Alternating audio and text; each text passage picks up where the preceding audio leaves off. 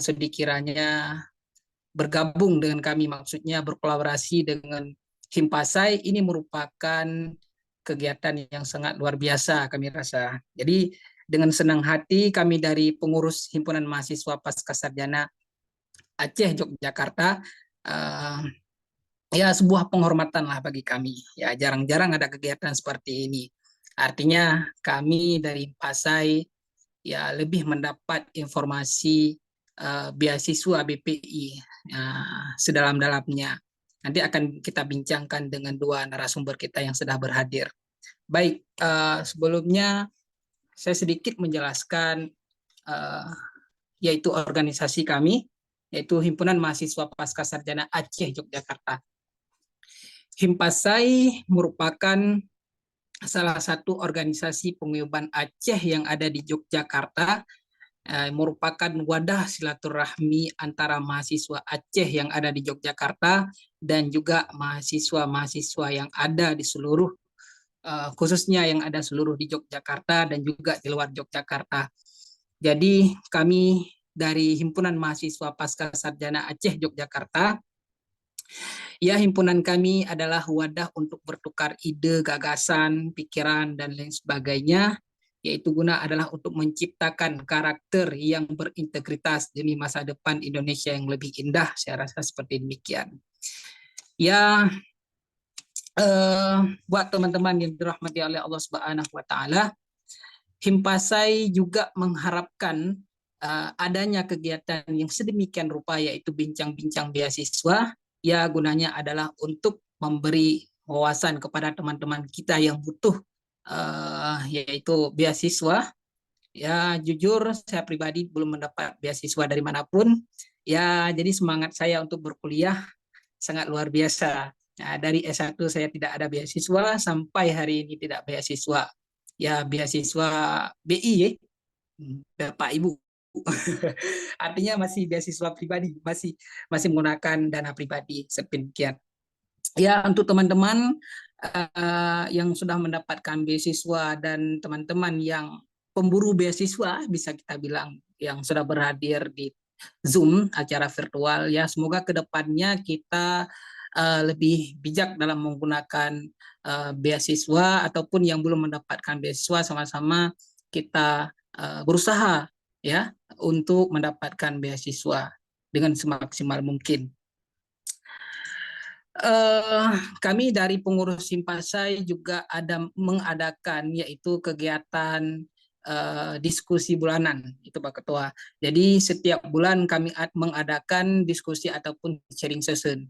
Mungkin ada teman-teman kita yang sudah berhadir secara virtual ini, ada yang ingin menjadi apa namanya itu narasumber, yaitu pada acara sharing session Himpunan Mahasiswa Pascasarjana. Kami sangat terbuka untuk kita diskusi bersama-sama, ataupun menceritakan pengalaman pribadinya, juga berceritakan tentang hal-hal yang lainnya. Kami dari Himpunan Mahasiswa Pascasarjana Aceh Yogyakarta sangat terbuka untuk kita diskusi sama-sama. Siapapun dianya, ya sama-sama lah kita sharing session. Ya mungkin itu sekilas daripada Himpunan Mahasiswa Pascasarjana Aceh Yogyakarta. Ya, sekali lagi terima kasih kami ucapkan kepada teman-teman Erlangga. Ini merupakan kegiatan yang sangat luar biasa. Semoga harapan kami ke depannya buat teman-teman yang sudah berhadir, khususnya pada teman-teman Erlangga yang apa namanya yang mengadakan acara sharing ini, ya semoga acara ini, kolaborasi kita bukan hanya sebatas kegiatan ini, yang namun kegiatan hal-hal yang lainnya. Ya, kami siap dari Himpasai untuk menerima kolaborasi kerjasama daripada lembaga apapun dia. Segala jenis kegiatan, mudah-mudahan kita selalu bisa berkolaborasi, dan Himpasai akan selalu menjadi bagian dari teman-teman Erlangga dan juga teman-teman lainnya. Mungkin itu Pak Tua yang bisa saya sampaikan untuk menghematkan waktu. Mungkin itu pepatah dari saya, mewakili daripada Himpunan Mahasiswa Pascasarjana Aceh Yogyakarta. Salam silaturahmi untuk kita semuanya. Wassalamualaikum warahmatullahi wabarakatuh. Waalaikumsalam warahmatullahi wabarakatuh. Baik, terima kasih kepada Ketua Umum Himpasai, Aceh Yogyakarta yang sudah menyampaikan uh, keterangannya gimana keterbukaannya untuk senantiasa berkolaborasi dalam hal-hal kebaikan seperti itu. Kemudian langsung saja pada acara ini, selanjutnya kita akan lakukan pemaparan materi oleh narasumber kita. Yang pertama oleh Mas Taskurun, kemudian nanti dilanjutkan oleh Kak Astrid. Nah, nanti juga teman-teman kita akan adakan sesi Q&A seperti itu. Nah, jadi teman-teman kalau misalnya ingin bertanya nanti, itu silahkan tunjuk tangan, uh, angkat tangan, atau juga boleh pakai emot raise hand-nya, seperti itu di Zoom meeting, seperti itu. Dan ketika saya sudah menyatakan atau memperbolehkan atau mempersilahkan, itu baru boleh untuk berbicara seperti itu. Itu demi kelancaran atau supaya acara kita kondusif seperti itu. Nah, untuk pemateri pertama adalah oleh Mas Taskurun. Nah, sebelum pemaparan saya akan bacakan terlebih dahulu CV dari Mas Taskurun.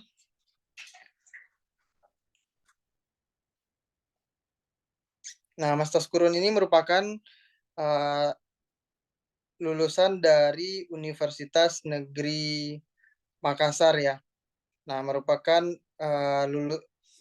juga seorang lulusan terbaik di program studinya D1.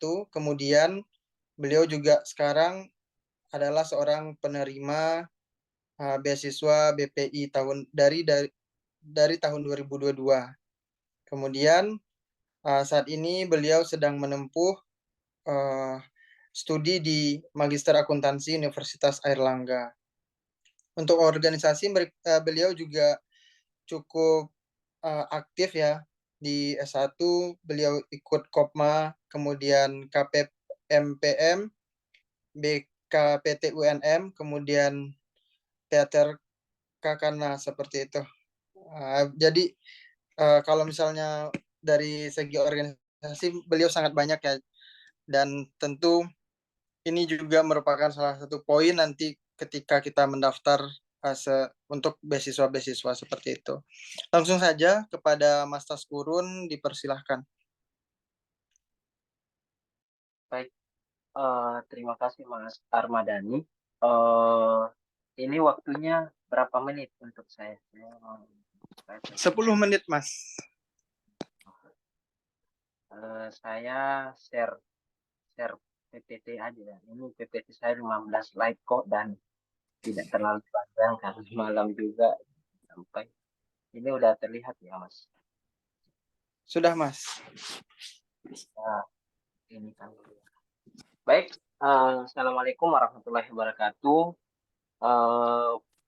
Terima kasih kepada Himpunan Mahasiswa Magister Aceh dan Aceh cabang Yogyakarta, dan terlebih khusus adalah Kakanda saya Mas Armadani, ini senior saya di Magister Akuntansi. Selanjutnya saya juga hormati Pak Ketua dari himpunan, kemudian Kak Astrid. Terima kasih Kak Astrid bisa bergabung dengan saya. Kak Astrid ini kita sesama penerima beasiswa BPI.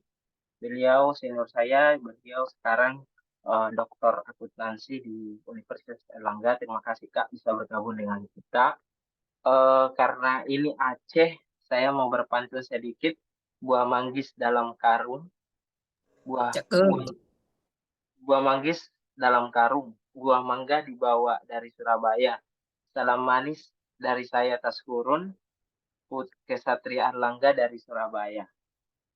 Untuk mengefisienkan waktu, langsung saja saya ke slide ini. Ini slide beberapa yang saya buat. Terlebih dahulu saya jelaskan beasiswa itu apa sih? Beasiswa adalah pemberian berupa bantuan atau diberikan kepada perorangan tujuan untuk digunakan demi keberlangsungan pendidikan. Beasiswa ini bisa diberikan oleh lembaga pemerintah, perusahaan, ataupun yayasan. Jadi beasiswa itu sebenarnya banyak. Bisa dari pemerintah, BP ini dari pemerintah. Ya bisa juga ada beberapa teman saya dari perusahaan ataupun yayasan mereka. Bisa juga ada istilah ikatan dinas. Ini dari Wikipedia tahun 2023 saya kutip. Kenapa sih beasiswa? Yang pertama, meringankan beban orang tua. Ini sudah pasti. Yang kedua, ada jaminan. Ya, seseorang yang mendapatkan beasiswa ya pasti ada jaminan. Kemudian fokus studi. Nah, kita dengan adanya beasiswa ya kita fokus studi, tidak memikirkan lagi biaya dan sebagainya. Menambah relasi, ini yang lebih penting. Saya tidak kenal Mbak Astrid karena saya tidak akan kenal Mbak Astrid ketika saya tidak mendapatkan beasiswa BPI ini. Dan begitu pula dengan penerima-penerima yang lainnya. Yang kedua, bisa jajan dengan doi. Ya, ini bisa jajan ya kan biasanya dalam perkuliahan itu ya ada motivasi dari ini. Ini bisa jajan dengan penggunaan beasiswa. Ya, selanjutnya ini juga buat mantan menyesal. Ini saya masukkan sebagai ini ya.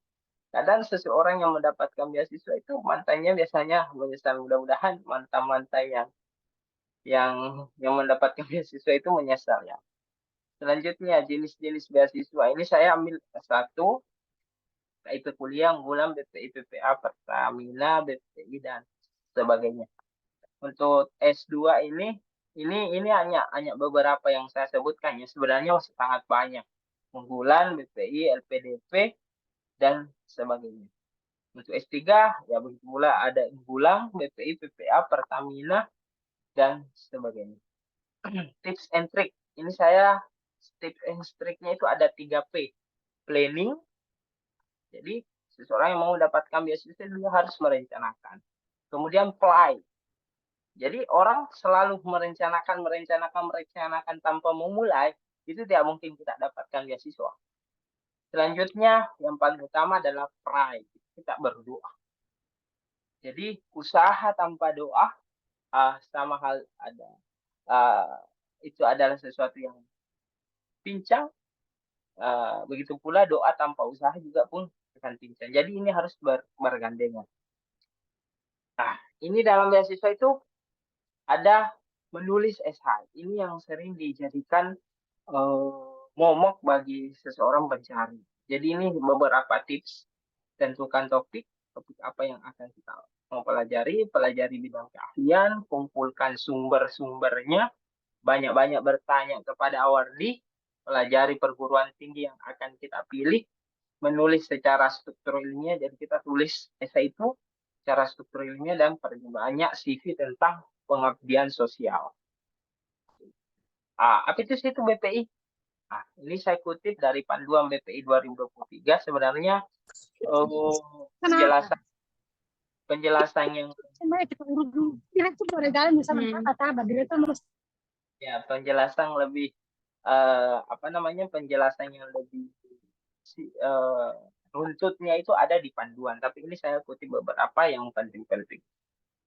Ini adalah beasiswa di bawah naungan Kementerian Pendidikan dan Kebudayaan, yaitu beasiswa pemerintah Indonesia berdasarkan amanat dari Dewan Penyantun. Jadi kemarin sebenarnya beasiswa itu satu ya, ada di LPDP, tapi ini sudah dipisahkan khusus untuk dari Kementerian Pendidikan itu diberikan porsi tersendiri. Di mana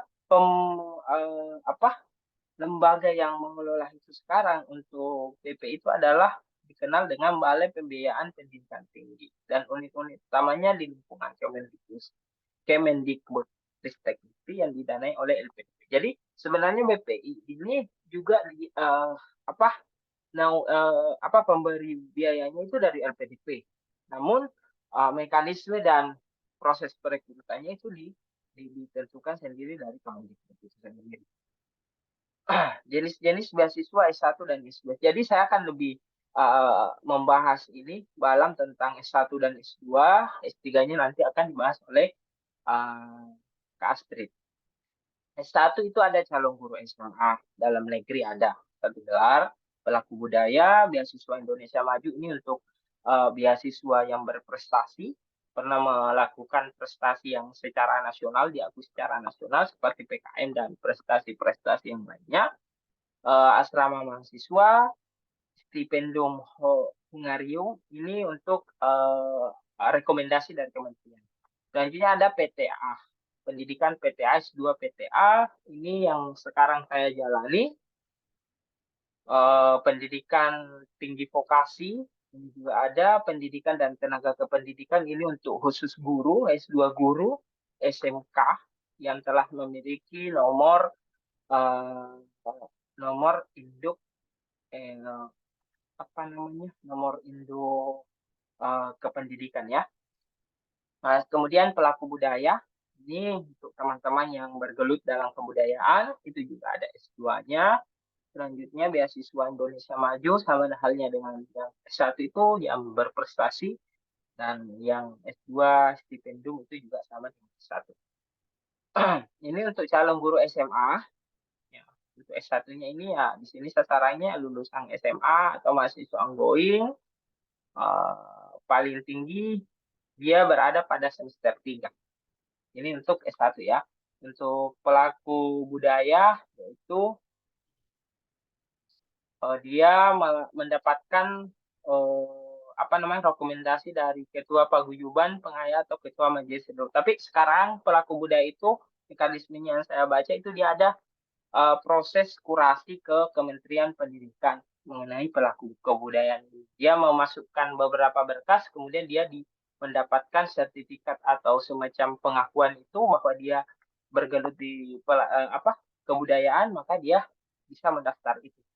Kemarin itu masih beberapa, dia hanya memasukkan untuk di angkatan saya dia memasukkan hanya beberapa berkas tentang sertifikat kebudayaan, dia masukkan ya kalau misal itu diakui dia bisa mendaftar. Tapi sekarang itu ada istilah kurasi ke Kementerian Pendidikan dan Kebudayaan. Dia memasukkan beberapa berkas, untuk berkasnya saya kurang mengetahui itu, tapi sekarang itu ada sistem gitu.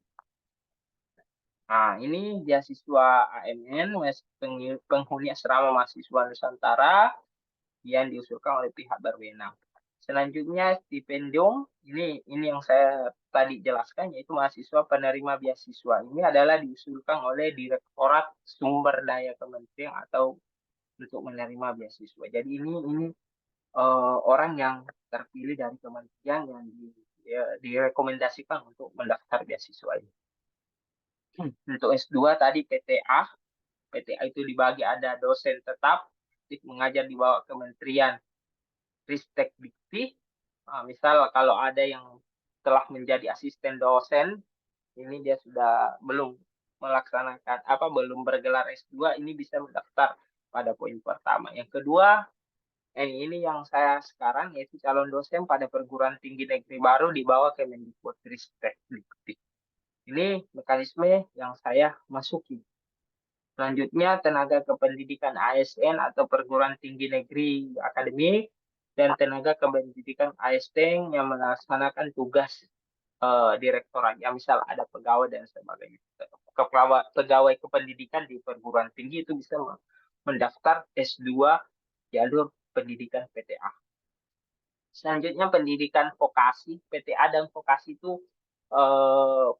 itu ya dia berada di perguruan tingginya sendiri, sedangkan PTA itu di perguruan tinggi yang berbeda. Itu yang membedakan vokasi dengan PTA. Sama halnya yang pertama itu dosen tetap aktif mengajar di perguruan tinggi vokasi di bawah naungan Kemendikbud Ristek Dikti. Selanjutnya tenaga kependidikan dan tenaga kependidikan yang melaksanakan di perguruan tinggi vokasi. Pelaku budaya ya. S2 pelaku budaya ini yaitu pelaku budaya yang memiliki rekomendasi dari Direktorat Jenderal Kementerian Kebudayaan. Selanjutnya, ini untuk sasarannya pendidik dan tenaga kependidikan. Nah, ini untuk S2 pendidik dan tenaga kependidikan tadi, yaitu dia merupakan guru atau tenaga pendidikan di sekolah atau satuan pendidikan formal SMA atau SMK di bawah Kemendikbud Ristek Dikti. Nah, ini beasiswa Indonesia Maju, lulusan S1 memiliki prestasi. Ini tadi saya bilang prestasi yang diselenggarakan oleh Puspresnas, misal PKN dan OSN dan sebagainya. Selanjutnya ini yang terakhir yang diusulkan oleh Direktur Sumber Daya Kementerian. Nah, ini untuk persyaratan ya. Jadi beasiswa S2 ataupun S3 itu akan selalu momok yang menjadi momok pencari beasiswa adalah TOEFL ya. Untuk S1 ini untuk jenjang S1 dan 4 calon guru itu tidak ada skor minimal bahasa, IPK 3,0, beasiswa Indonesia Maju, dalam negeri tidak ada, tapi di luar negeri itu ada batasan-batasan, ini bisa kita lihat. Pelaku budaya untuk S1 itu juga tidak ada. Sedangkan S2 dalam negeri itu tidak ada untuk PTA, perguruan tinggi akademik. Sedangkan di luar negeri itu ada minimal IPK-nya 3,00. Untuk perguruan tinggi vokasi sama halnya. Ini di beasiswa ini enak karena tidak mewajibkan adanya skor TOEFL. Untuk di luar negeri itu ada, sama halnya IPK, minimal IPK-nya PTA dan perguruan tinggi vokasi itu 3,00. Pendidikan dan tenaga kependidikan ini untuk S2 pendidikan dan tenaga kependidikan ini untuk guru SMA dan SMK juga tidak ada. Untuk dalam negeri, luar negeri ada ya. TOEFL-nya 80 dan sebagainya. Pelaku budaya dalam negeri tidak ada, luar negeri ada. Ini lebih dia IPK-nya penciptaannya 2,0, non penciptaan 2,75. Beasiswa Indonesia Maju dalam negerinya pun tidak ada persyaratan minimal TOEFL. Dalam negeri, luar negeri ada dan IPK minimal sama 3,00. Nah, ini kisi-kisi saya kutip dari panduan BPI 1.500 sampai 2.000 kata. Ini nanti kita akan lebih banyak diskusi, banyak diskusi. Saya hanya mengikuti saja ini. Deskripsikan rasional pemilihan bidang studi, perguruan tinggi, area disiplin ilmu itu harus kita pahami ya. Relevansinya terhadap kebutuhan institusi atau kontribusinya terhadap penyelesaian masalah yang terjadi di Indonesia dalam mendukung pembangunan nasional. Yang kedua, mendeskripsikan rencana studi tiap semester yang akan ditempuh. Jadi itu kita pelajari bagaimana rencana studi semester 1, 2, dan 3 itu harus ada terus. Ada kita jelaskan dalam rencana studi yang akan kita ajukan. Selanjutnya, deskripsi topik yang akan saudara tulis dalam tesis. Ini juga perlu dijelaskan dalam rencana studi. Deskripsikan aktivitas di luar studi yang saudara ini lakukan selama studi. Jadi ada kegiatan yang misal pengembangan bahasa dan mengikuti konferensi dan sebagainya itu kan biasanya dilakukan di luar studi. Lampirkan daftar silabus studi atau kuliah studi lapangan yang mengeluarkan biaya tambahan yang tidak dibayar oleh beasiswa. Jadi ketika ada itu perlu ditampilkan. Ini quote saya. Yang pertama, believe to God, so God will believe to you. Jadi percayalah kepada Tuhan, maka Tuhan akan percaya dengan. Yang kedua, biasakan meminta doa kepada siapapun itu. Saya selama kemarin itu, karena kita tidak tahu siapa doa yang menembus langit. Yang terakhir, takdir memang tidak pernah meleset, namun menunda kadangkala yang membuat takdir terhambat. Saya kira itu dari saya, simpel saja. Saya lebih baik banyak bertanya supaya lebih cair. Kira cukup sekian Mas Armadani, saya kembalikan kepada Mas Armadani.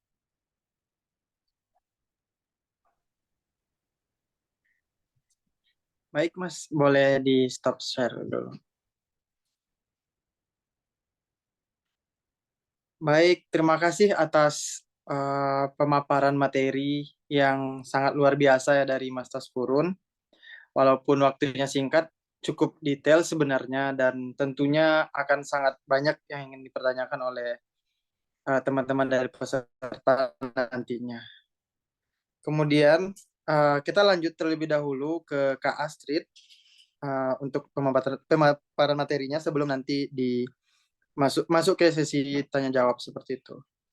Sebelum penyampaian materi oleh narasumber kedua, saya izin menyampaikan atau membacakan CV-nya terlebih dahulu.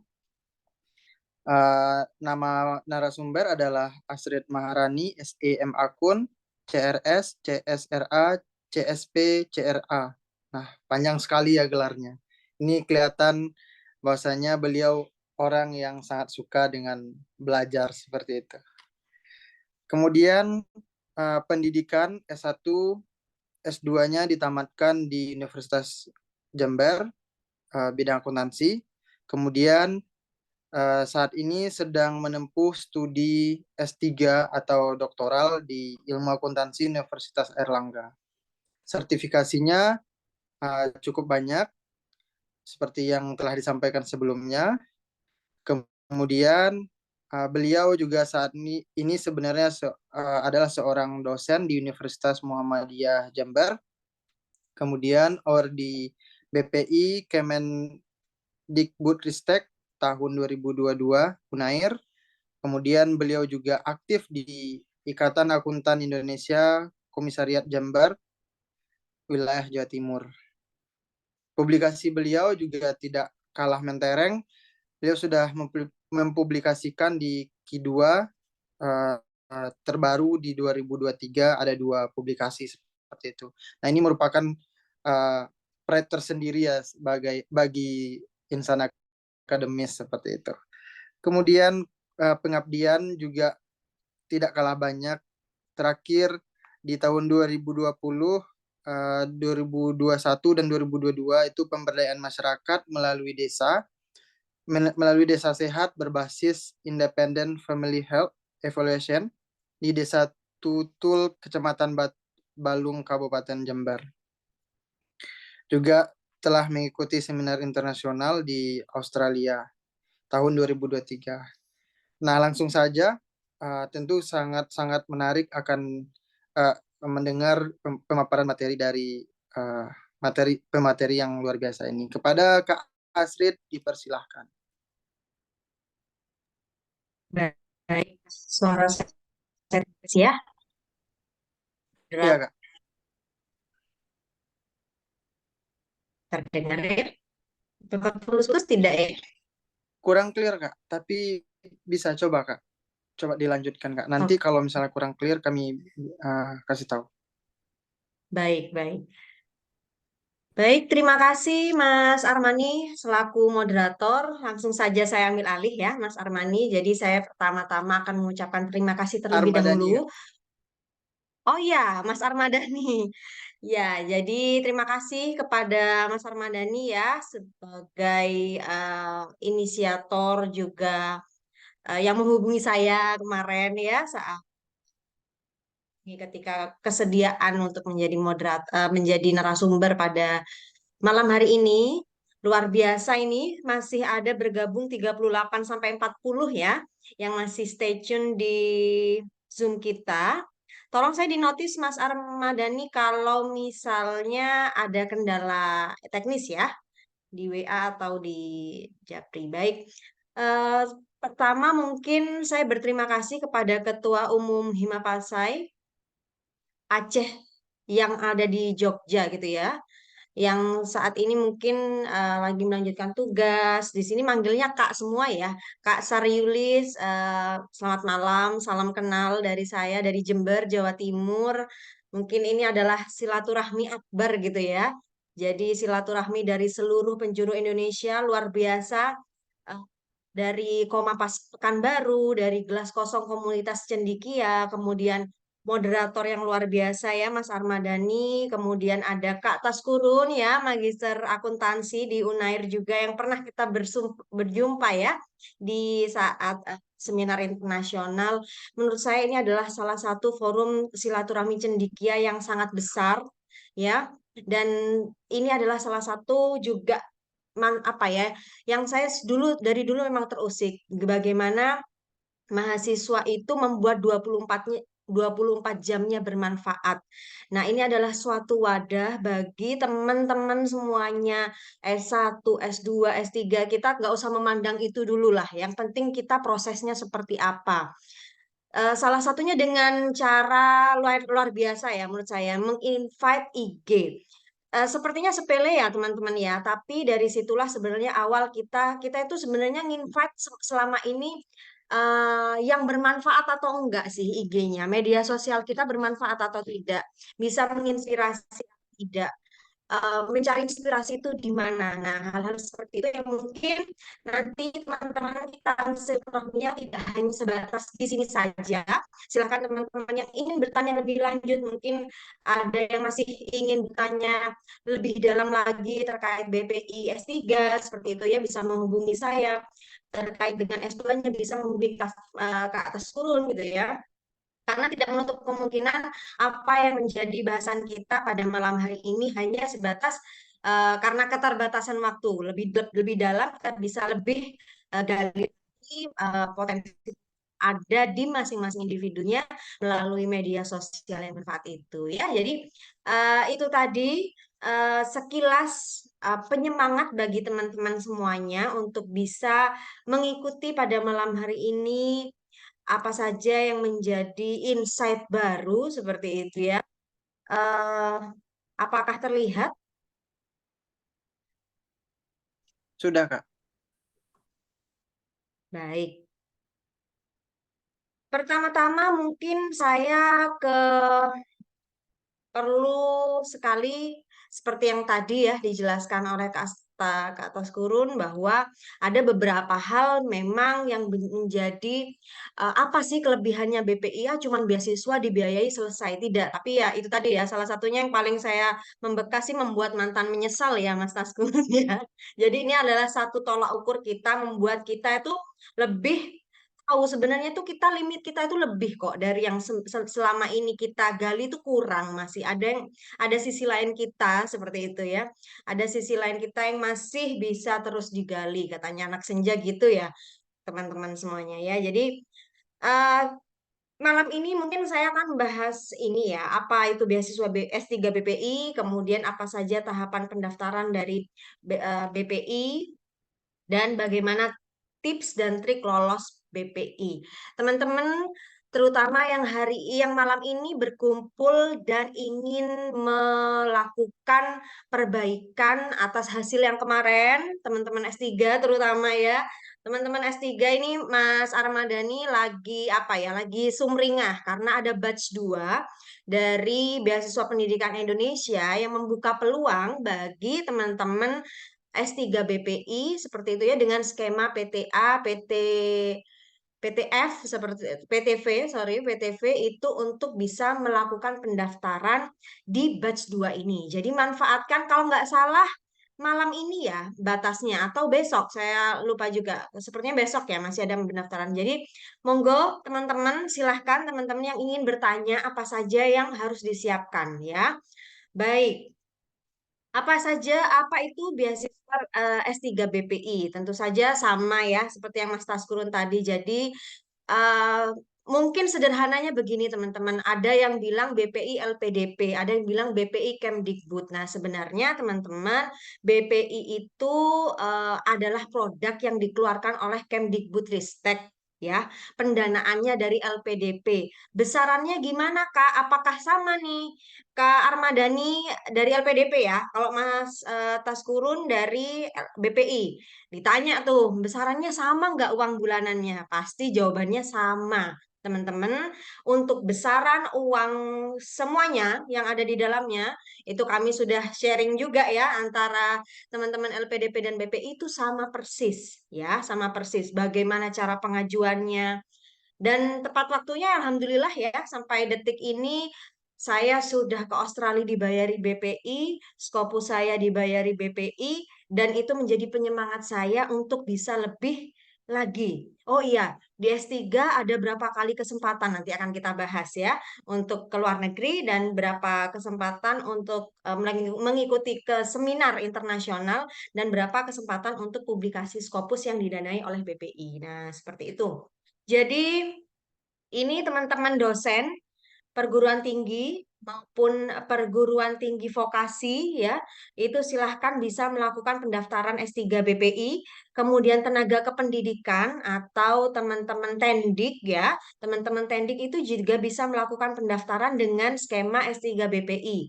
Jika teman-teman sudah melakukan atau sudah selesai di S2-nya ya dengan syarat seperti itu. Kemudian tenaga kependidikan pada satuan pendidikan formal ya. Jadi guru itu juga bisa, profesi guru ya, pelaku budaya itu juga bisa melakukan pendaftaran S3 BPI ini. Kemudian tentu saja ini yang sering menjadi Q&A. Jadi sebelum dilakukan acara ini saya tuh survei dulu. Jujur ini adalah pertama kali saya menjadi narasumber dan yang ditanya adalah beasiswanya. Biasanya tentang keilmuan, biasanya tentang akuntansi, bagaimana urgensi 5.0 akuntan dan lain sebagainya. Tapi kali ini spesial, makanya saya kaget juga. Yang ditanya memang benar-benar beasiswanya seperti apa. Teman-teman, jangan ragu untuk mendaftar beasiswa BPI karena semuanya cukup jelas di panduan. Berapa yang banyak ditanyakan ya, berapa batasan usia untuk S3 BPI? Karena teman-teman itu pasti bertinyi-tinyi gitu ya, bertanya-tanya banget pastinya terkait kalau saya umur 38 atau 40 nih. Teman-teman yang umur 40 di S3 itu biasanya sudah hopeless ya, sudah tidak punya harapan gitu ya. Tapi ternyata saat ini makanya teman-teman di sini perlu membaca buku panduan. Sudahlah, apapun apapun mau di skema manapun yang penting adalah membaca panduannya dulu. Jangan percaya katanya. Ya, teman-teman ya, jangan percaya katanya tapi baca dulu buku pedomannya. Ternyata untuk saat ini, untuk non-ASN dengan skema saya, yaitu PTA ya, perguruan tinggi akademik itu sampai kurang dari 48. Jadi kalau ada yang bertanya 38, 39, masih ada nggak harapan? Masih ada banget teman-teman. Kemudian di ASN juga ada ya syarat seperti itu. Itu yang paling sering ditanyakan. Kemudian durasi waktunya. Banyak sekali teman-teman yang mempunyai durasi, terutama doktoral ya, durasi waktu yang cukup lama. Nah, dengan adanya beasiswa BP ini mungkin akan lebih mengoptimalkan motivasi kita dalam menyelesaikan studi nih ya. Jadi maksimal adalah 48 bulan atau 4 tahun, teman-teman ya. Kemudian ini yang paling juga sering ditanyakan, pembiayaan apa saja sih yang didanai gitu ya? Kira-kira apa sih yang dibiayain ya? Jadi kalau misalnya beasiswa BPI Bapak Ibu peroleh untuk S3 ya, dengan menggunakan dari semester 1 Bapak Ibu itu sudah apply ya atau sebelumnya sebelum melakukan pembukaan BPI gitu ya. BPI itu biasanya buka di bulan Agustus ya Mas Tasgurun ya di bulan Agustus seperti itu. Jadi harus dipersiapkan sebelumnya di bulan-bulan sebelumnya harus disiapkan. Nah, nanti akan dibahas apa saja sih yang harus disiapin gitu ya. Karena nanti dana yang akan dibiayai adalah dana pendidikan dan dana pendukung. Bayangin Bapak Ibu listnya aja segini ya teman-teman semuanya ya. Untuk dana pendidikan ada dana pendaftarannya. Pokoknya semua struk jangan sampai hilang ya Bapak Ibu ya. Itu nanti direimbursekan. Dana SPP, dana tunjangan buku tiap bulan apa ya Agustus ya Mas Taskurun ya Agustus September itu sudah otomatis gitu, otomatis secara sendirinya biaya buku itu cair seperti itu. Ada bantuan penelitian tesis dan disertasi. Ini juga bisa mulai diajukan ketika sudah seminar proposal. Nah, kemudian kemarin ini yang saya baru cair Bapak Ibu adalah dana bantuan seminar internasional. Bagaimana tahapannya? Ini nanti ya Bapak Ibu ya, setelah Bapak Ibu diterima mungkin saya diundang lagi ya Mas Taskurun, Mas moderator gitu ya. Setelah diterima kemudian pengajuannya seperti apa. Jadi tahapan mekanismenya lagi-lagi teman-teman harus baca panduannya.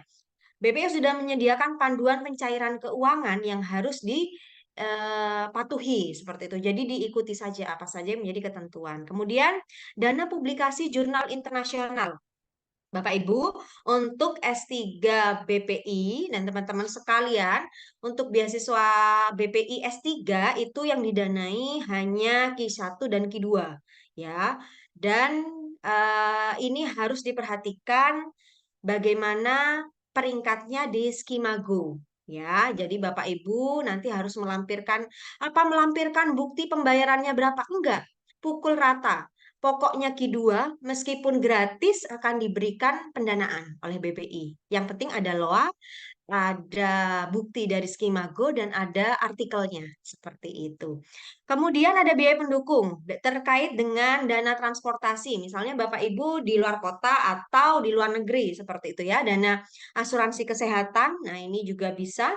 Dana hidup bulanan, nah, dan dana kedatangan dan dana keadaan darurat juga dana tunjangan keluarga. Nah, ini yang mungkin berbeda ya antara S1 dan S2. Tidak ada dana tunjangan keluarga untuk S2 gitu ya. Untuk S3 itu ada dana tunjangan keluarga yang diberikan jika keluarga ikut ya, ikut merantau bersama dengan awardee. Kemudian program studi S3 BPI ini juga yang paling sering ditanyakan. Teman saya sudah melakukan apa namanya pendaftaran, sudah diterima, kemudian baru tanya ke saya, Mbak Astrid, program studi saya apakah bisa didanai ya oleh BPI? Saya mau daftar BPI nih. Setelah saya cek di beasiswa kemdikbud.go.id melalui list perguruan tinggi PTA-nya untuk S3 dalam negerinya tidak ada, tidak terdaftar. Sehingga itu tidak bisa dilanjutkan, teman-teman. Kalau sudah seperti itu, maka pilihlah program studi yang bisa diklaim ya, diklaim oleh BPI ya. Kalau enggak ya enggak boleh teman-teman ya. Secara otomatis dari sisi administrasi pasti sudah ter-reject ya. Itu Bapak Ibu dan teman-teman semuanya. Nah, kemudian ini apa saja tahapan pendaftaran BPI? Mungkin ada yang belum ya, doa ibu, doa orang tua ya, dan doa keluarga itu sangat berguna ketika melakukan pendaftaran sehingga pendaftaran S3 pada prodi yang terdaftar di BPI ini adalah syarat mutlak pertama yang harus dilakukan. Harus mendaftar terlebih dahulu, Bapak Ibu. Harus terdaftar pada program studi yang memang sudah ada di list beasiswa BPI kita. Kemudian setelah terdaftar, ya melakukan pendaftaran, tentu saja ada rangkaiannya ya. Ada tes TPA. Kalau di UNER itu ada TPA, ada TOEFL. Nah, seperti itu. Jadi itu adalah proses yang harus dihadapi ketika melakukan pendaftaran di S3. Kemudian ada juga LOA yang akan diminta oleh BPI, Bapak Ibu. LOA ini adalah surat resmi dari perguruan tinggi yang menyatakan bahwa teman semua yang ada di sini adalah seseorang yang telah dinyatakan diterima di perguruan tinggi tersebut. Itu wajib ain ada ya Bapak Ibu ya, sehingga harus dipersiapkan sebelumnya sebelum melakukan pendaftaran. Paling tidak estimasi saya Bapak Ibu itu harus sudah mendaftar. Kalau di UNER tuh ada ya di genapnya. Tapi kalau di perguruan tinggi lain mungkin hanya ada di apa namanya, hanya ada di program ganjil saja pendaftaran S3 seperti itu. Sehingga Bapak Ibu harus benar-benar mencermati itu. Kapan nih saya harus daftar?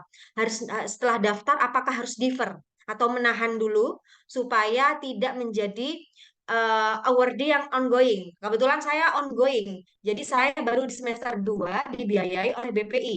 Di semester 1 saya masih beasiswa suami ya. Jadi masih beasiswa suami, di kedua baru ongoing. Jadi ikut ongoing. Nah, seperti itu Bapak Ibu karena batas maksimal dari BPI adalah 2 semester. Ingat Bapak Ibu, ini menjadi apa ya acuan ketika Bapak Ibu ada di semester 3 maka sudah tidak bisa melakukan pendaftaran BPI. Nah, kembali lagi, apakah Bu Astrid ini paten? Hanya maksimal semester 2? Tidak. Bapak Ibu harus baca. Nanti di panduan 2024 jangan-jangan udah berubah lagi Bapak Ibu, ya. Atau teman-teman di sini pokoknya harus baca dulu panduannya. Karena panduan ya itu berubah. Kayak kemarin ya, antara tahun batas masuk S3 di apa namanya? Di panduan di 2022 dengan 2023 itu sudah berbeda. Di 2022 51 masih bisa, tapi di 2023 di panduannya batasan umurnya sudah 48 tadi ya. Nah, hal-hal seperti itu yang harus diwaspadai. Ada teman yang tanya ke saya, Mbak Astrid, kita berarti masih bisa ya mengajukan padahal dia membaca panduan tahun 2022. Terus saya tanya balik, Mbak, panduannya yang 2023 ya, bukan 2022 lagi kayak gitu ya. Jadi harus benar-benar dicermati panduannya. Setelah itu, LOA clear, pendaftaran di prodi aman. Lakukan pendaftaran BPI di beasiswa kemdikbud.go.id di bagian pendaftaran. Kemudian sambil berdoa ya atas ikhtiar yang sudah dilakukan karena pendaftaran BPI ini banyak sekali berkas yang harus disiapkan. Bebas narkoba ya Mas Nasburun ya, bebas narkoba yang paling sulit itu bebas narkoba karena butuh ya antri lama seperti itu ya. Kemudian juga kalau saya itu ada tanda tangan rektor yang harus ditandatangani, kemudian ada tanda tangan LL Dikti kalau misalnya swasta seperti itu ya, dan itu cukup memakan waktu. Kemudian juga ada esai dan proposal disertasi yang harus sudah siap berdasarkan panduan seperti itu ya. Setelah itu sambil berikhtiar, kemudian setelahnya bertawakal, lanjut kita ke pengumuman BPI dan Bapak Ibu semuanya semoga nanti segala ikhtiarnya apapun ini ya teman-teman semuanya bisa diloloskan jadi award di BPI. Nah, kalau versi saya nih, tips dan trik lolos BPI, kembali lagi ke yang saya statement di awal, baca dan cermati buku panduan. Buku panduannya yang terbaru. Kalau teman-teman menyasar orang, teman-teman itu kan pasti sudah punya target ya. Orang itu pasti punya roadmap hidupnya. Saya mau kuliah S3 di umur sekian, lulus umur sekian, kemudian akan seperti apa dan selanjutnya. Setelah itu, sebelum itu maka yang harus disiapkan adalah ini mau S3 kapan. Kemudian baca buku panduan yang tahun lalu dulu, nggak masalah. Dibaca dulu yang tahun lalu, kira-kira apa saja amunisi yang harus kita siapkan. Setelah dibaca buku panduannya secara cepat, kita mulai create. Kalau tahun depan saya pengen kuliah didanai oleh BPI di 2024, maka di 2024 awal Januari saya harus clear semuanya yang tadi dipersiapkan. Baca buku, cermati buku, kenali jenjang atau jenis beasiswa yang akan kita tuju, apakah kita termasuk PTA, apakah kita termasuk yang tadi ya, guru, apakah kita termasuk tenaga pendidik, dan lain sebagainya. Harus benar-benar dicermati bagaimana programnya. Kemudian, lengkapi berkas persyaratan administrasi. Beberapa teman yang ingin di coaching gitu ya, ingin di coaching, saya arahkan, saya duduk, kemudian saya lihat, usahakan semua persyaratan administrasi itu terisi. Nanti mungkin kalau ada waktu saya minta tolong diberikan waktu ya bisa untuk melihat mungkin teman-teman ini masih ngawang ya. Seperti apa sih akunnya gitu loh. Kalau boleh kita lihatkan akun kita seperti apa, isinya apa saja dan usahakan tidak ada isian yang kosong eh, di setiap apa yang diminta oleh BPI. Nah, gitu ya teman-teman ya. Kemudian ikuti format dalam penulisan esai atau proposal disertasi. Banyak sekali kesalahan yang terjadi karena tidak mengikuti format. Jika batas katanya adalah 2000 kata, teman-teman, jangan lebih dari itu gitu ya. Jika batasnya adalah 1.500 kata, maka jangan lebih dari itu. Maka itu akan tereliminasi di pendaftaran atau di administrasi ya. Jadi seperti itu. Hindari SKS ya. Teman-teman di sini mungkin familiar ya, sistem kebut semalam. Di BPI itu nggak bisa teman-teman sistem kebut semalam, maka harus benar-benar dipersiapkan jauh hari sebelumnya apa saja yang menjadi amunisi-amunisi kita. Terakhir mungkin ini ya, ikhtiar, tawakal, repeat. Jadi ya ini yang harus bisa dilakukan. Setelah kita berusaha, kita berserah gitu ya, kita serahkan pada Allah bagaimana hasilnya. Kalau dari saya ini kata-kata saya semenjak saya ditinggal oleh bapak saya ya, saat saya S1 semester 4 ya. Jadi saya itu selalu termotivasi membuat 24 jam saya bermanfaat. Saya juga dulu ikut himpunan-himpunan. Saya juga sering ikut sampai saat ini saya adalah himpunan mahasiswa doktoral akuntansi Mas Tasgurun di Universitas Erlangga yang kebetulan besok tanggal 30 ya saya ke Surabaya untuk mengikuti pelatihan NVivo seperti itu. Jadi bersegeralah sukses, banyak yang menanti kesuksesan kalian. Itu ya dari saya, mungkin kurang lebihnya mohon maaf. Saya serahkan kepada moderator. Baik, luar biasa sekali penyampaian materi dari Kak Astrid. Tentu saja kita akan langsung saja masuk ke sesi tanya jawab ya. Jika ada teman-teman yang ingin bertanya, silahkan raise hand. Kemudian saya akan persilahkan dan teman-teman langsung bisa menanyakan ke Mbak Astrid atau Kak Taskurunnya, seperti itu. Nah, sekarang kita sudah punya satu peserta yang raise hand. Mbak Nursyah Bani, Putri Paradiba, silahkan. Ya, baik Kak. Suara saya terdengar? Ya, terdengar. Baik, saya perkenalan diri dulu. Nama saya Nur Syahbani Putri Parajiba. Saat ini saya mahasiswa magister di Universitas Brawijaya, Teknik Mesin. Kebetulan pengalaman saya kemarin itu gagal 2 kali LPDP dan gagal 1 kali PMDSU. Kebetulan tahun ini alhamdulillah telah menjadi award beasiswa unggulan dan berencana untuk menjadi award BPI seperti itu Mbak Mas sekalian. Yang ingin saya tanyakan di sini, kebetulan saya niatnya itu mendaftar BPI untuk doktoral untuk tahun 2025. Karena saya rasa ada banyak sekali kegagalan saya kemarin, maka saya perlu mempersiapkan lebih awal untuk BPI ke depannya.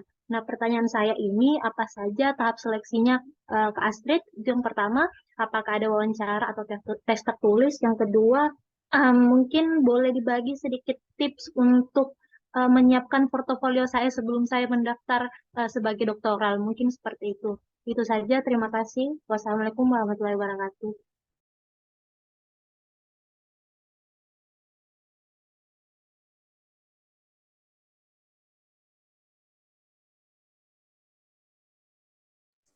Halo Kak Astrid, silahkan langsung bisa dijawab ya pertanyaannya. Baik, ini Mas Armadani sampai jam berapa ya waktunya ya? Kita Kalau bisa saya sebenarnya boleh, udah mau habis sampai ya? 21.00 sebenarnya Kak. Kalau misalnya Oke. peserta minta kita lihat dinamika forum dulu, nanti kita extend 30 menit atau 15 menit. Baik, begini Mbak Nur Syahbani, selamat ya saat ini sedang menempuh jenjang terus berkarya meskipun perempuan laki sama ya kita punya kesempatan yang sama. Kemudian saya salut sekali, apresiasi sekali Mbak Nur Syahbani ini sudah mempunyai visi ke depan ya. Visi ke depannya di tahun 2025 Bu, saya pengen studi doktoral. Itu keren. Itu apresiasi saya ya terhadap Mbak Nur Syahbani. Untuk seleksinya Mbak Nur Syahbani ada 2, yaitu administrasi dan wawancara. Ya, untuk seleksi administrasi ini yang dipersiapkan cukup banyak ya, sehingga benar sekali harus dipersiapkan mulai dari eh, seperti itu ya, seperti apa saja yang harus disiapkan. Seperti Mas Tasgurun ya, Mas Tasgurun ini beasiswa S2 yang sudah menjadi calon dosen, begitu ya, Mas Tasgurun ya? Iya Kak, iya betul Kak.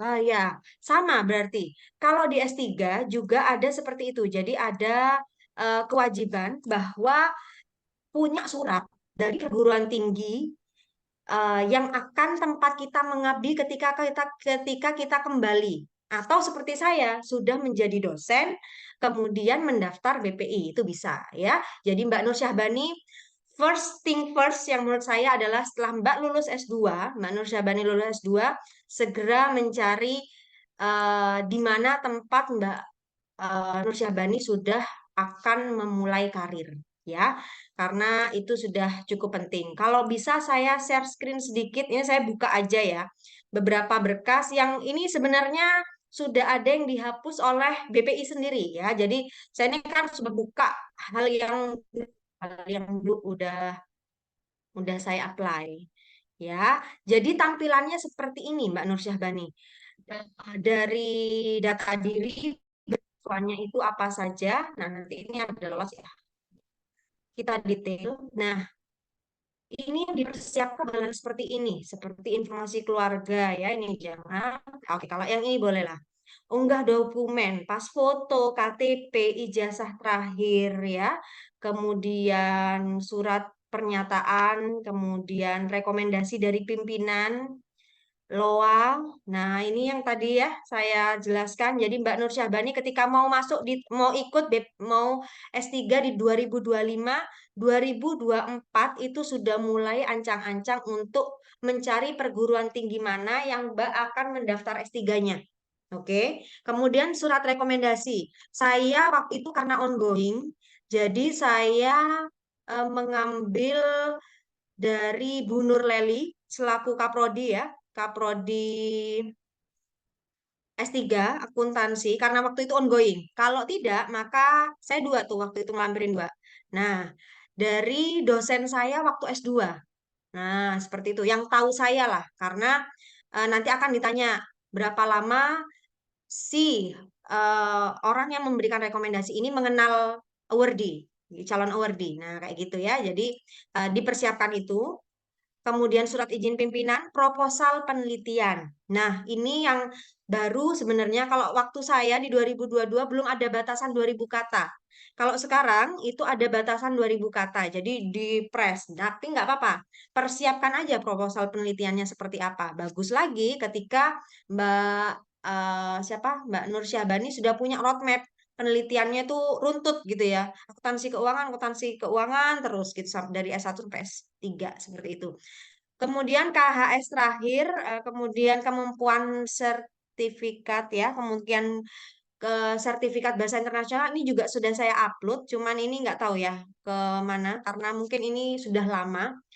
Surat keterangan sehat dan bebas narkoba ini biasanya dari usahakan klinik pemerintah ya. Kemudian surat pernyataan bersedia dibebas tugaskan karena nanti namanya bukan izin belajar untuk S3 seperti saya, tapi namanya tugas belajar. Tidak perlu pendidikan, penelitian, pengabdian. Jadi sudah dianggap sudah melakukan hal tersebut. Jadi saya ini kan sudah sertifikasi dosen ya, terhenti sertifikasi dosen saya mendapatkan beasiswa gitu. Kemudian ada esai. Esai ini yang sangat tricky, teman-teman. Kalau esai itu biasanya saya menjelaskan diri saya seperti apa. Usahakan jangan mencontoh ya, teman-teman ya. Takutnya ada plagiasi dan lain sebagainya. Ceritakan pure apa saja prestasinya selama ini. Pakai bahasa sendiri nggak masalah. Pakai ada nahnya nggak masalah ya. Yang penting usahakan itu memang benar-benar pure dari hati, tidak over claim. Ya, ini lagi ya, tidak terlalu pede tapi juga tidak terlalu merendahkan diri sendiri gitu ya. Jadi ya biasa saja seperti itu. Jadi itu yang sering ditanyakan ketika wawancara. Apakah ini ada keterkaitannya Bu saat wawancara? Iya. Jadi kemarin saya tanya nih beberapa teman yang sharing juga sama saya. Di wawancara kemarin teman-teman yang ditanyakan adalah apa yang ditulis saat mengunggah dokumen ini. Ketika nggak tahu, maka jawabannya adalah seperti ini. Anda yang ditulis aja nggak tahu bagaimana bisa Anda mendapatkan beasiswa ini, akhirnya tidak lolos. Nah, hal-hal seperti itu yang ini ya teman-teman ya, yang benar-benar memang sepele tapi harus diperhatikan. Nah, kayak gini. Jadi di semua ya ini sudah ada apa namanya ya, ada isiannya, akan tidak kosong. Jadi kasih ya, kemudian pelatihan workshop, karyanya, ilmiah yang diikuti, kemudian saya saja. Sehingga kalau saya pesan ke teman-teman saya dari semua ini usahakan tidak ada yang kosong. Itu saja. Semoga sukses. Saya tunggu kesuksesannya Mbak Nur Syahbani ya. Kalau ada pertanyaan lagi silahkan di DM saya ya, diingatkan. Baik, terima kasih Kak Astrid. Ini ada yang mau tanya lagi nih. Kepada Mas Anas, dipersilahkan. Dikasih nyala layar kameranya juga Kak, dengan Mi. Boleh, atau kayak gini juga nggak apa-apa. Oh enggak. Baiklah, terima kasih kesempatan yang diberikan kepada saya. Pertama-tama saya akan memperkenalkan diri. Perkenalkan, nama saya Muhammad Anas. Saya di Kecamatan Tinambung. Kebetulan satu desa dengan salah satu pemateri kita, yaitu Saudara Taskurung.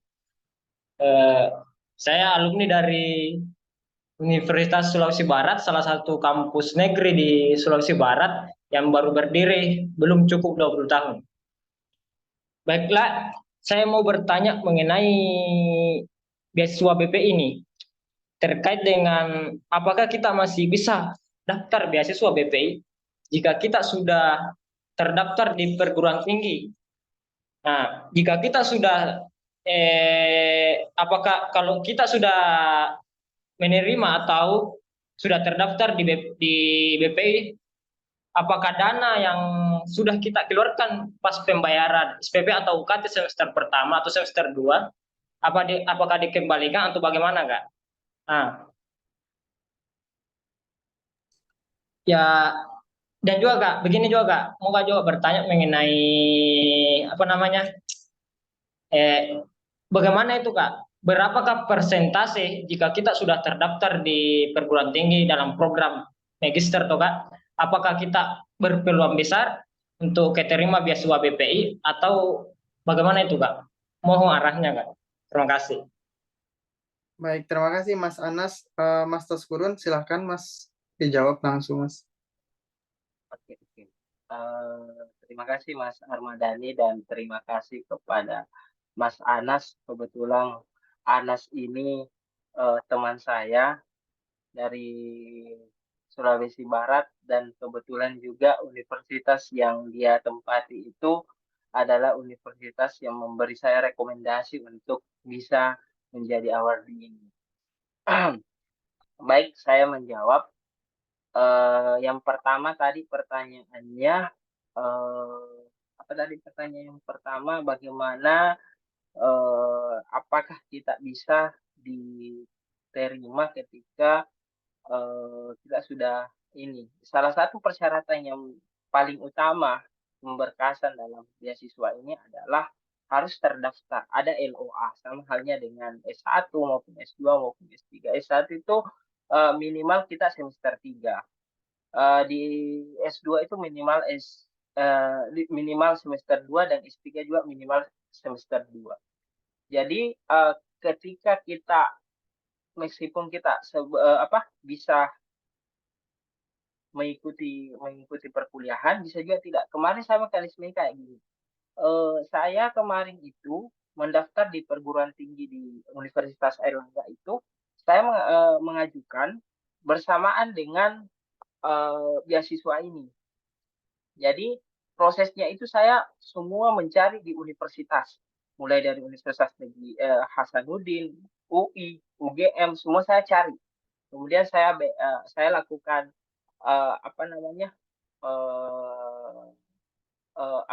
menulis semua map ininya, proses penerimaannya. Kemudian saya sesuaikan dengan jadwal BPI. Kapan kira-kira universitas yang mana yang kira-kira yang memberikan peluang saya untuk bisa mendaftar dan hasil kelulusannya itu keluar sebelum siswa BPI ini tertutup. Saya gitu caranya, karena saya menyadari bahwa saya dengan biaya sendiri ini kayaknya saya nggak bisa lanjut S2 kalau tidak dibiayai dengan beasiswa. Jadi saya menentukan seperti itu, dapatlah Universitas Airlangga.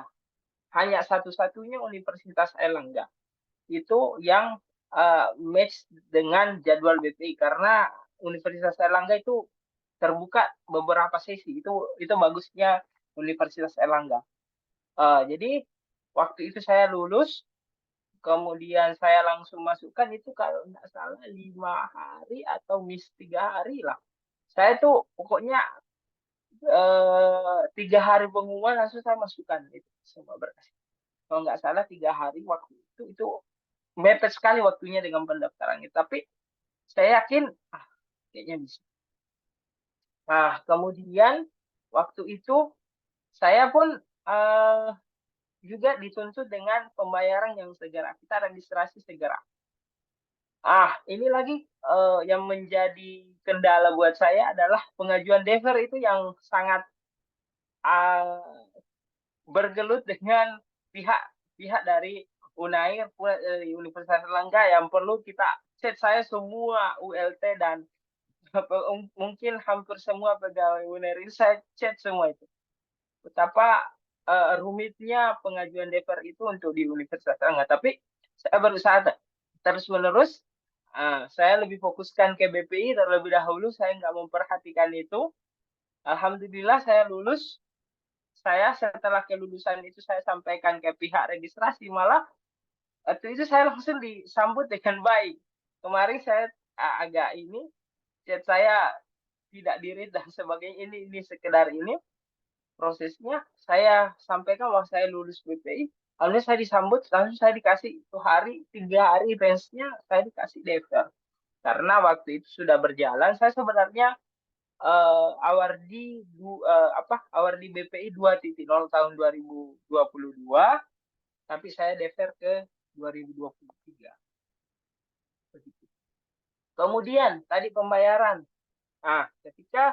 Ketika kita misalnya ini tadi saya yang mesnya itu tidak, antara jadwal kuliah dengan pembiayaan itu saya tidak ada kendala karena saya DEFER, otomatis saya dibiayai pada awal perkuliahan. Ketika teman-teman sudah semester 2 atau berjalan semester 1 misal terbuka BPI dan mendaftar, itu sudah semester 2, itu ada istilah rembus. Semua biaya-biaya yang telah dikeluarkan itu kembali dibayarkan oleh pihak BP. Selama ada bukti dan semua bukti transaksi istilahnya dalam akuntansi itu dikembalikan oleh BPI. Jadi itu kecuali biaya kedatangan dan biaya-biaya itu tidak ditanggung lagi. Tapi untuk UKT dan sebagainya itu dirembus oleh pihak BPI. Kalau biaya kedatangan, biaya biaya hidup selama semester yang satu itu tidak ditanggung. Tapi untuk UKT dan sebagainya itu ditanggung. Saya kira itu Mas Armadani. Baik, terima kasih Mas Taskurun atas jawabannya. Semoga dapat menjawab ya pertanyaan dari Mas Anas tadi. Lanjut ke penanya terakhir ini mungkin ya, Mbak Mary Handayani. Kepalanya dipersilahkan. Halo Mbak Mary. Ya, baik. Ya, silakan. Sebelumnya saya ucapkan terima kasih atas kesempatannya. Bismillahirrahmanirrahim. Assalamualaikum warahmatullahi wabarakatuh. Sebelumnya perkenalkan, nama saya Mary Handayani. Jadi saya ini merupakan alumni S1 Prodi PPKN Universitas Negeri Makassar. Kemudian saya juga alumni Pendidikan Profesi Guru Prajabatan Universitas Negeri Makassar. Jadi di sini saya mengikuti kegiatan ini dengan planning bahwa saya berencana ingin melanjutkan studi magister saya S2. Maka dari itu ada beberapa hal yang ingin saya tanyakan. Mungkin ini ditujukan ke senior saya, Tabe Kak Taskurun. Jadi kebetulan beliau juga adalah alumni UNM.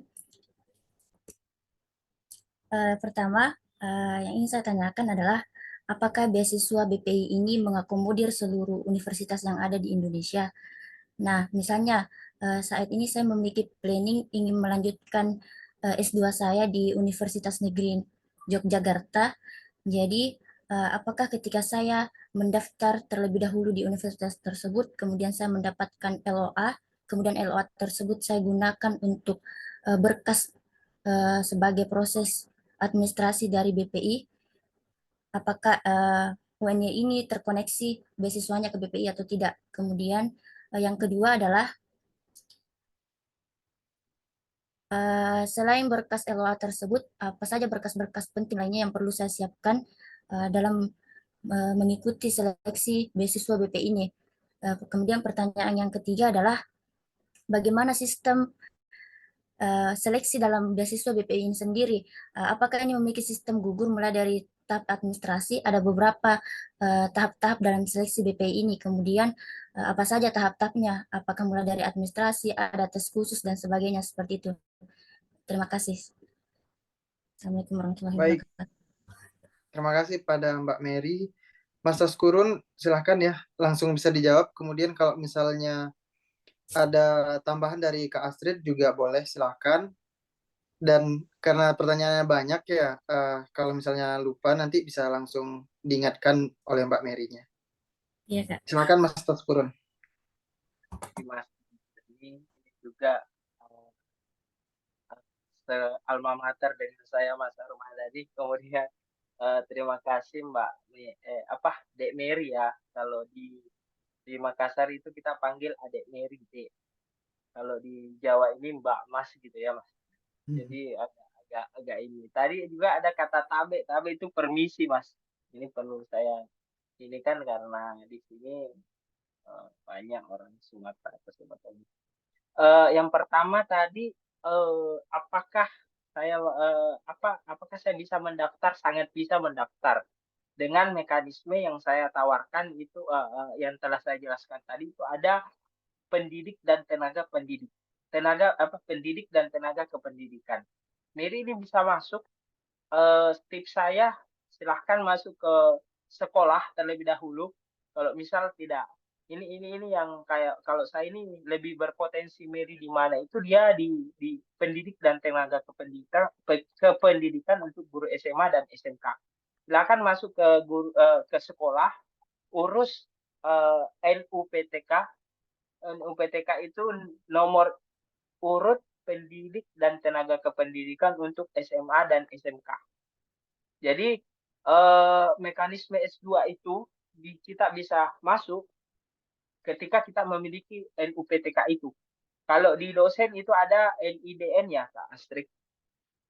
Untuk itu di SMA. Potensi Mary itu masuk di situ karena telah tersertifikasi sebagai pendidik. Jadi dipersiapkan nanti sebagai guru itu. Dan frekuensi persaingannya di sana pun juga sangat sedikit.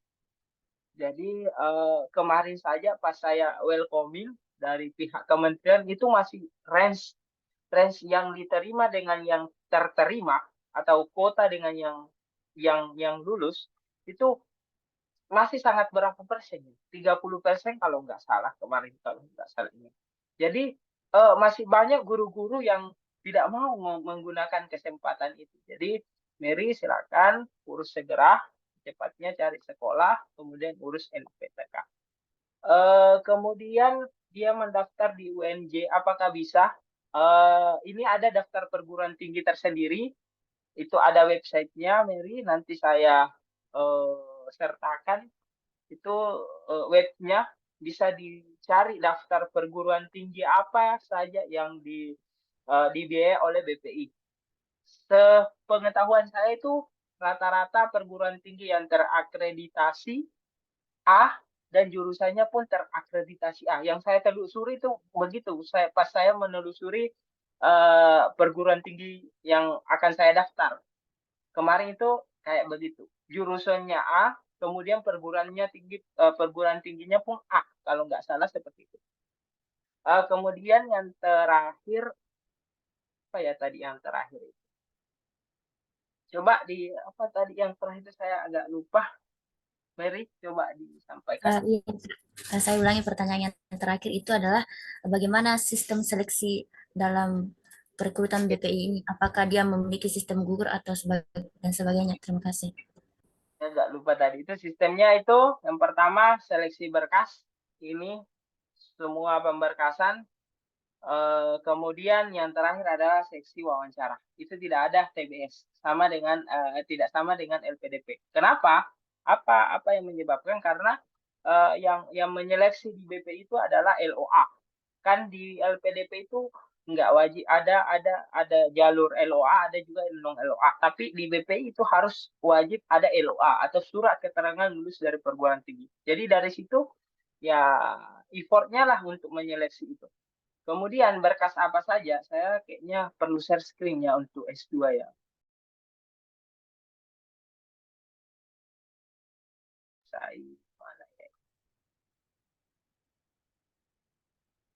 Udah terlihat? Sudah, Mas. Nah, ini untuk beberapa hampir sama sih dengan Mbak Astrid tadi.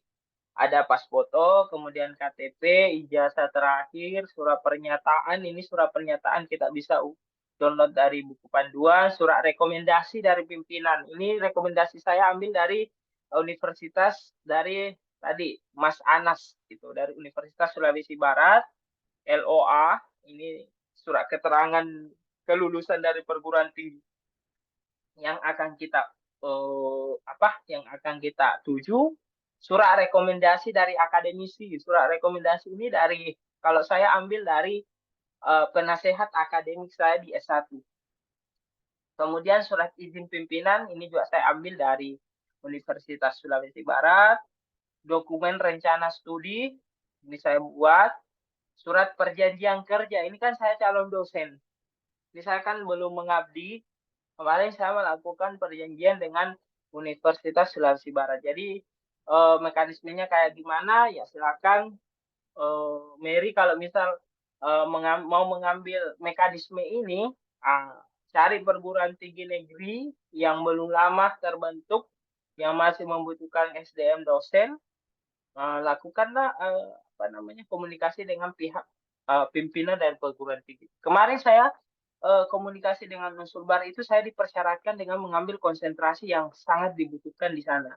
Jadi kebetulan saya sekarang mengambil konsentrasi pajak dan di Universitas Sulawesi Barat itu katanya sumber daya SDM pajaknya belum ada. Jadi saya dikasih dengan persyaratan seperti itu. Kemudian transkrip, surat keterangan kemampuan bahasa internasional ini opsional ya. Bisa ada, bisa nggak ada. Tapi saya kemarin mengupload sebagai nilai tersendirilah. Kan kita namanya bersaingnya kalau dengan adanya ini ya mungkin jadi bahan pertimbangan tersendiri. Surat keterangan bebas sehat dan bebas narkoba. Sehat itu saya ambil dari puskesmas setempat.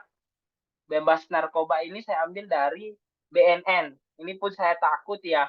Jangan sampai tiba-tiba saya positif narkoba. Jadi saya nggak jadi ini. Ini kemarin sempat ini juga saya agak lama baru saya mengurus ini.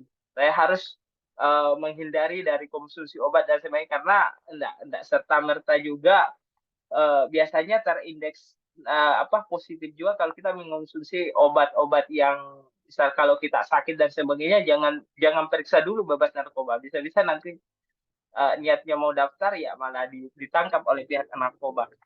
Surat pernyataan bersedia dibebas tugaskan. Ini kita minta surat izin. Surat pernyataan calon dosen bisa kita download. SI dan SK kalau misal ada. Itu sih Mbak. Ini Mbak Mary prestasi ya silakan diisi kalau ada prestasinya. Riwayat pekerjaan. Saya kembali sudah ini sempat di desa dan sebagainya. Pengalaman organisasi kalau ada, penghargaan kalau ada, pelatihan atau workshop yang sering diikuti, apa saja yang diikuti, karya ilmiah kalau misalnya ada, konferensi kalau ada, sebaiknya ini harus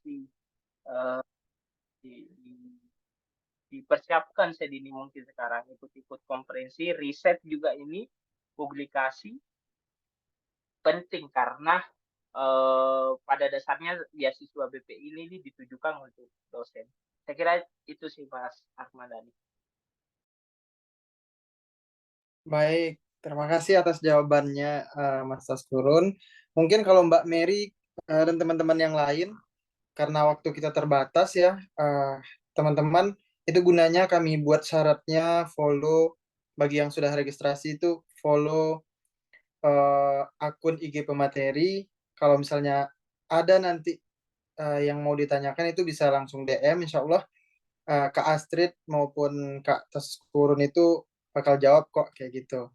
Dan juga kami suruh subscribe channel YouTube kami di Gelas Kosong Growth Mindset itu supaya kalau misalnya ada acara seperti ini kita akan coba share lagi di situ. Kalau misalnya ada yang kelupaan gitu kita bisa lihat rekaman kita seperti itu. Nah, karena waktunya sudah lewat ya seperti itu sebenarnya. Kita akhiri sesi pada malam hari ini dan Sebelumnya saya sampaikan terima kasih atas kehadirannya teman-teman semuanya, kemudian kolaborasinya kepada teman-teman Komapas Pekanbaru dan Himpasai Aceh Yogyakarta, dan tentu saja kepada kedua pemateri kita yang telah memberikan ilmu yang sangat bermanfaat untuk kita semua, Kak Taskurun dan Kak Astrid Maharani. Nah, sebelum saya tutup, saya ingin menyimpulkan terlebih dahulu secara sederhana saja, beasiswa BP ini memberikan sangat banyak benefit ya, yang tidak kalau misalnya kita compare dengan beasiswa yang juga dari Kementerian LPDP misalkan, itu saya sendiri melihatnya itu tidak ada yang absen ya benefitnya, artinya masih sama saja seperti itu. Kemudian kalau misalnya kita lihat dari segi dari segi seleksi itu mungkin lebih ringkasnya di BPI seperti itu karena tidak ada tes bakat skolastik, tapi dijelaskan oleh Mas Taskurun tadi itu karena ada seleksi LOA langsung seperti itu. Karena di BPI itu diwajibkan, sementara di LPDP tidak diwajibkan. Boleh jalur LOA ataupun non LOA seperti itu. Kemudian juga untuk tips and trick, mungkin setiap orang punya ini ya tips dan trik masing-masing. Tapi saya coba ambil dari Kak Astrid tanpa mengurangi rasa hormat dan tidak penting ya bukan tidak penting dari Mas Taskurun, tapi coba saya paparkan dari Mbak Astrid yang terakhir.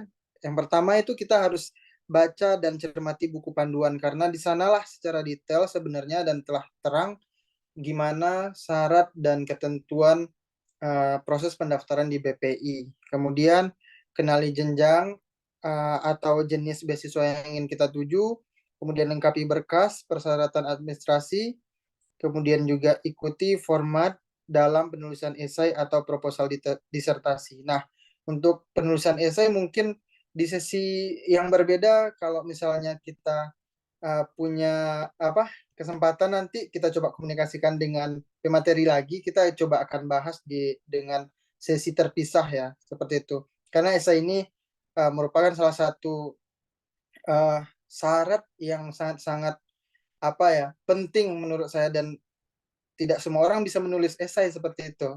Dan kalaupun sudah bisa, belum tentu esai itu memenuhi sebagaimana yang disyaratkan oleh beasiswa yang kita tuju seperti itu. Kemudian terakhir, hindari sistem SKS, sistem kebut semalam seperti itu. Artinya kita harus punya planning yang baik seperti yang dibilang oleh Mas Taskurun tadi. Nah, demikian teman-teman, kami dari panitia mohon maaf jika ada kesalahan. Terima kasih atas kehadirannya. Hari ini kita hadir dari berbagai penjuru Indonesia, ada dari Pulau Sumatera, Aceh yang paling ujung, kemudian ada juga dari Sulawesi tadi, dan tentu saja dari Pulau Jawa seperti itu. Sebelum kita tutup, kita adakan sesi foto bersama terlebih dahulu ya. Jadi mohon kesediaannya jika memungkinkan teman-teman untuk open kamera, on cam ya. Ayo silakan teman-teman. Mohon di on cam-kan dulu.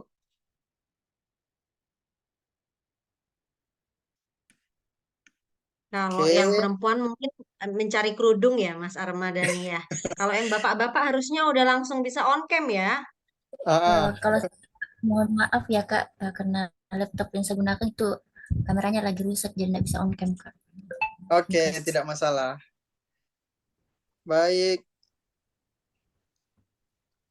1, 2, 3. Lanjut slide selanjutnya. 1, 2, 3. Oke, 2 slide saja. Terima kasih semuanya. Silakan, sudah boleh. Terima kasih Kak, bermanfaat sekali. Sama-sama. Baik. Assalamualaikum warahmatullahi wabarakatuh.